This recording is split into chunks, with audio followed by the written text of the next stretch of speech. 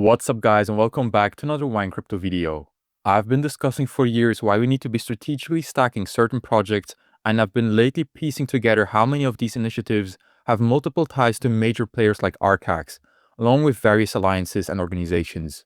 When discussing XRP, HBAR, and XDC, these three tokens consistently surface in conversations together. I don't believe this is merely coincidental. Looking at the most powerful utility-driven players in this space, when I consider utility, I immediately think of XRP, HBAR, XDC, QNC, and Algorand.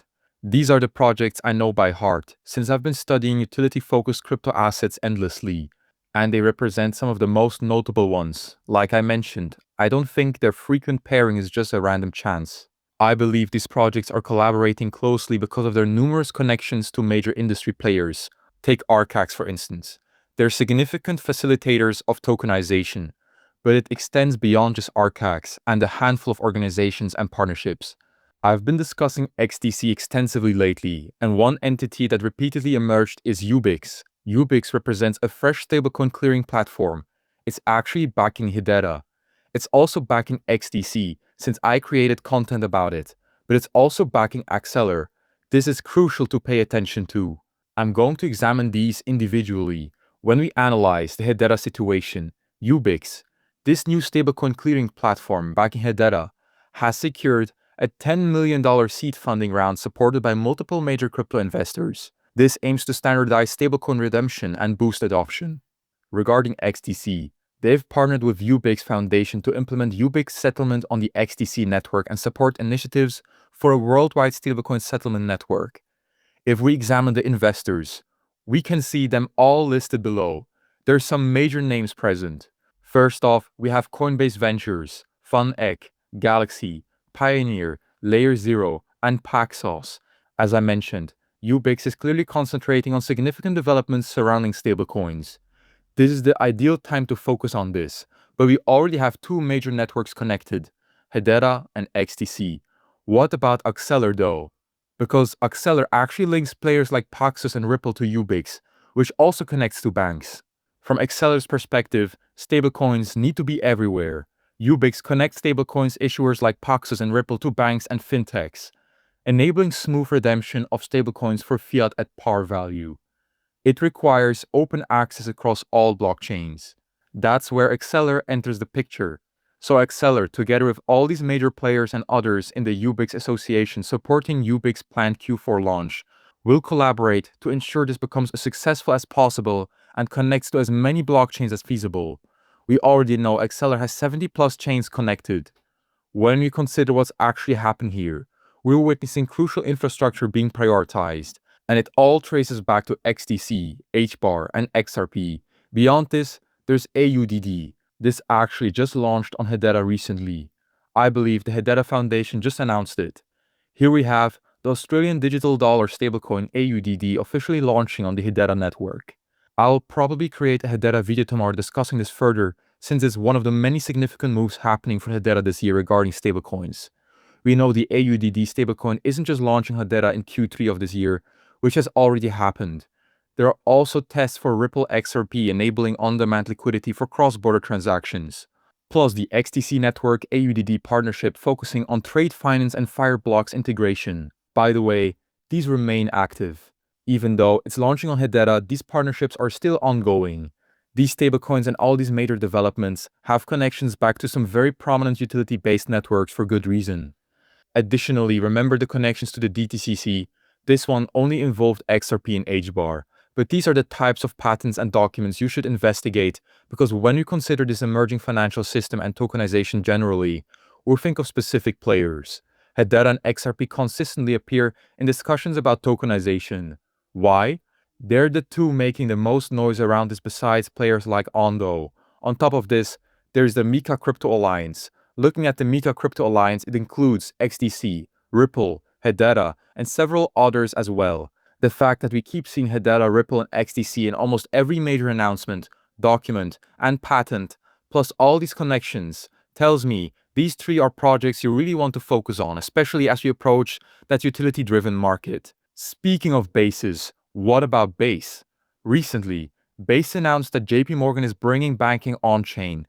This involves Connexus by JP Morgan launching JPMD and USD deposit token for institutional clients on Base. It will be the first token of its kind on a public blockchain, enabling fast, secure 24/7 money movement between trusted parties. JPMD is a permissioned bank deposit token issued by JP Morgan and will be available exclusively to approved institutional clients. JP Morgan selected Base to leverage sub-second transactions for their clients, providing institutions access to near-instant settlement and real-time liquidity. Money movement should take seconds, not days. Commercial banking is moving on-chain. This is incredibly significant because we now have a bank like JP Morgan, one of the world's largest banks, selecting a public blockchain. Let me repeat that. We have the world's largest bank choosing a public blockchain for a tokenized deposit token launch. This reminds me of Franklin Templeton's statement. Watch this. Future, they think, well, I need to build this capability and I need to do it as part of either a private chain or a permissioned chain so that I can control the data and I can control the ability to access and participate in the system. And let's be real, to also hold some of our edge because we don't want to be disintermediated.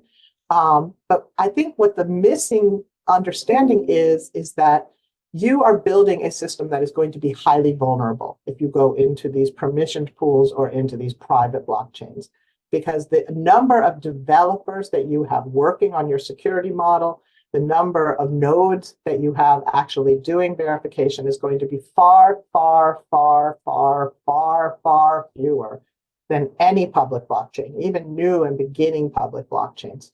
And those public blockchains are going to have higher levels of security than any private offering being built by anyone in the industry, simply because there's thousands upon thousands of developers that are constantly testing the security of these protocols, right? So I think that there's a fundamental misunderstanding that private somehow equals safer. And I think that we will see that understanding begin to change as more people build in the space. And I think what will also happen, as Sergey said, is that all these private chains are eventually going to have to connect into the public records because there will be one major set of records for everything in the industry. What Sergey said is exactly right. We are going to have a master golden copy of contracts that will pull together all these sources of liquidity. And competing in a private chain is going to result, as I think Sergey pointed out, the liquidity of private chains is going to shrink and shrink and shrink as people begin to understand that these public chains offer better optionalities and better security, and they actually reward you for participating in their ecosystem. So simply building the network and trying to control it, that was almost an interim phase. We're moving into a phase where those networks are going to be publicly shared and hold the records for everyone. It may take us a few years to get there. There may be a transition path where we start with a lot of private chains and we start with public permissioned side chains. But where we feel it's going to move over time is going to be everything's going to be on public chains. It's going to be very affordable to do the operational piece of your business. And that's going to be a benefit to all of us. So that's kind of where we see the world headed. They said there's a fundamental industry misunderstanding. Everything will be on public chains. Those public chains will have higher security levels than any private chain. Private chain liquidity will continue shrinking as people realize these public chains offer superior options and security. All private chains will eventually need to connect to public records. There will be one master record set for everything in the industry. We'll have a master golden copy of contracts pulling together all these liquidity sources. Check this out. When people envision the future, they think they need to build capabilities as part of either private or permission chains to control data, access, and participation. And honestly, to maintain their edge because they don't want disintermediation. Integrations happen constantly that mirror others. I want to revisit Ubix because this integration or launch is interesting since it connects to these prominent networks we know. This is why I spotlight all these similar major moves. Just like Franklin Templeton said, everything's going on public chains. We've heard this repeatedly. What's amazing is TradFi is already prepared. This was a research article. TradFi Tomorrow, DeFi and the Rise of Extensible Finance. 76% of firms are currently involved with crypto. These include major players like Fidelity, Van Eck, CME Group, BNY Mellon. These are just publicly announced ones.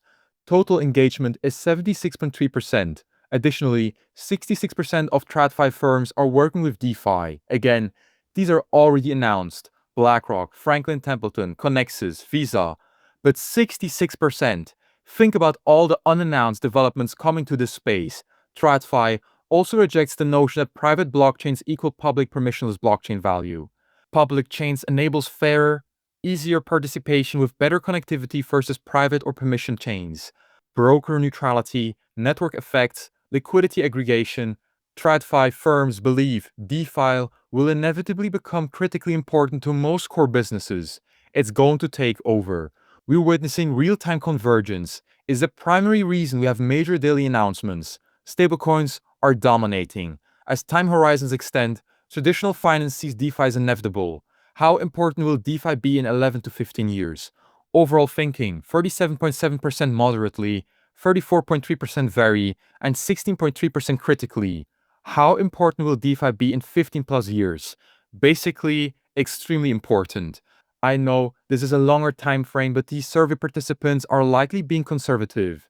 Things can happen so quickly that it changes the entire outlook. The biggest TradFi cost drivers involve technology infrastructure where blockchains could play larger future roles.